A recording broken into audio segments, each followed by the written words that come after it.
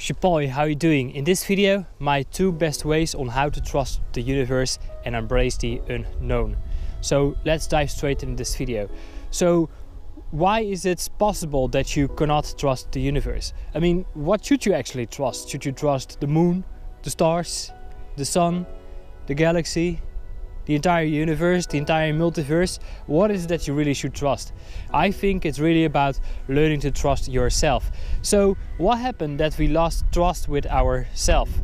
So maybe perhaps you are doing things that are not satisfying, that are not fulfilling, that doesn't really make you happy, that you cannot really enjoy, and you're constantly trying to do things and you constantly hit a wall, right? That you feel like, oh, okay, this is not it, this is not it, this is not really something that I can enjoy doing. Or maybe you attract people that you cannot really trust. They constantly disappoint you, they hurt you and whatnot. Or maybe you can't trust yourself regarding to sticking to a healthy diet, to a fitness program or whatever. So it's not really about trusting the universe, what's all up there, but it's learning to trust yourself with something. So let's say you do something and boom, you hit a wall. So what's really going on? What is going on is that, let's say you are out of alignment. You are out of alignment with who you really are, with your true authentic self, with your true sense of self-love, with your essence, with your inner joy. That's really what I would like to say. So what happened? You are like a little bit out of alignment, and what you're trying to do is do things based on logic and rationality, and you're analyzing things. And what you're trying to do is you're trying to do things that make sense, right? Make sense that could give you, let's say, the illusion of safety, security, and whatnot. So that's really kind of what you're chasing down. You're doing things that are socially accepted, right? That could give you a sense of safety, security. So you're really like after your basic needs of survival. And because of that, you're doing things that are out of alignment with who you truly are. And then, you figured, okay, so this is not what I want, this is not what I want, this is not what I want. And you go through this process of doing all these things to figure out what you don't want. So eventually you can start to figure out what you do want.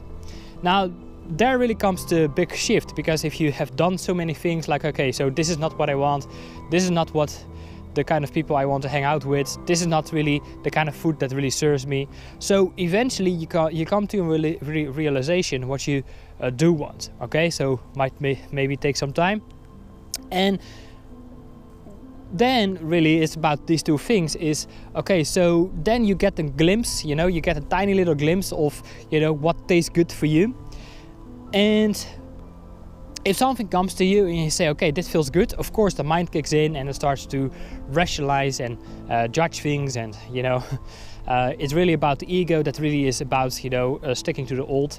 But your intuition, your higher self, your soul, it's really about exploring the unknown, because your soul is after evolution. It's about new experiences, it's about new things, all right, that could give you a new sense of joy and doing things that you love to do.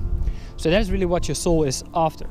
So the thing is, if something comes to you, and it feels good, now of course, the first thing that comes to you and it feels good, that's a sign of your intuition. Check also my video about the ego versus the intuition.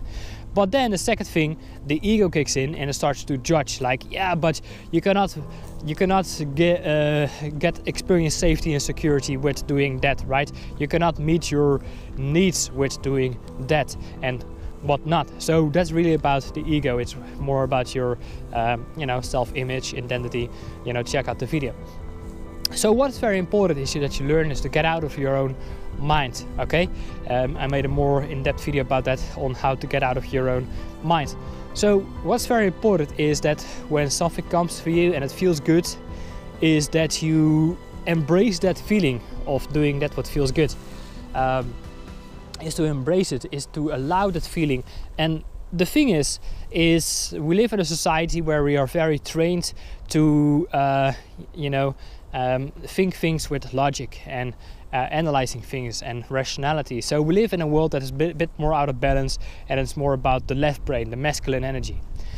The feminine energy is more about, you know, getting in touch with your feelings, your intuition, and the free-flowing energy that wants to be present. And that's really what we really are after right now. We are starting to realize, okay, so this is really the part that is missing and that I want to experience more of. So, you know, that's why this channel.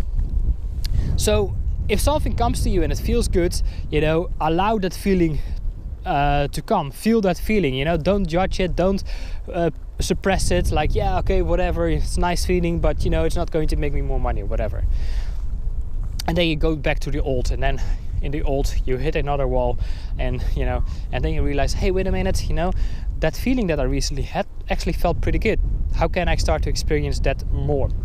So eventually you start to learn to accept it, to embrace it, to allow it, and make that feeling bigger. Let it come more to you. And to let it come more to you is, you know, you're basically like a receiver. So if you say, okay, so this is a good feeling, I want more of it, this is really what I enjoy doing, this is my bliss, this is what I love to do, you say, okay, so the next feeling that comes in, you know, I'm going to act on it. So the first thing is, you know, let that feeling be there, you know, embrace it, allow it to happen. The second thing is act on that. Because action, you know, like emotion, energy, emotion, if you want that emotion to become bigger, you know, you have to get yourself into emotion, right? If you just sit on a tree and meditate, which is a very important thing of the process, but eventually you make that feeling bigger when you start acting on that. So let's say you receive an idea, you receive an inspiration, an intuitive insight, then the next thing is, you know, take action on that, you know, like, okay, so maybe you have learned that, hey, doing something creative, you know, have an artistic expression, for example, it makes you feel good. But your mind says, yeah, but okay, but that's not really going to make you any money. Fine. But if you start acting on that, you know, you start whatever it is that you want to do, you start making the painting, you start making the video, your creative expression, it starts to feel better, and you know, you start getting into the flow, you know, you start exploring more of the unknown, you start to experience more of your inner joy, your bliss, your true satisfaction, you become more present with that, right? You start creating more for the joy of it, you know, without the judgment, without the need for anything, without any conditions, any expectations. You are just one with that. So that's really what I wanted to share with you in this video. I hope it makes a little bit sense. If you can relate, drop a comment below. If you have any questions, drop a comment below. Also make sure to like and subscribe to this video, and if you think anyone can get any value out of that, and also feel free to share this video. I also have an additional guided meditation that you can just follow here on this channel. It's more about trusting the universe by opening up more your heart chakra. So it's a very powerful heart awakening meditation. So if you want to follow that meditation, then you know, you will see here a card somewhere where you can go ahead and follow this meditation. Shapal here. See you in the next one. Take care for now. Bye bye.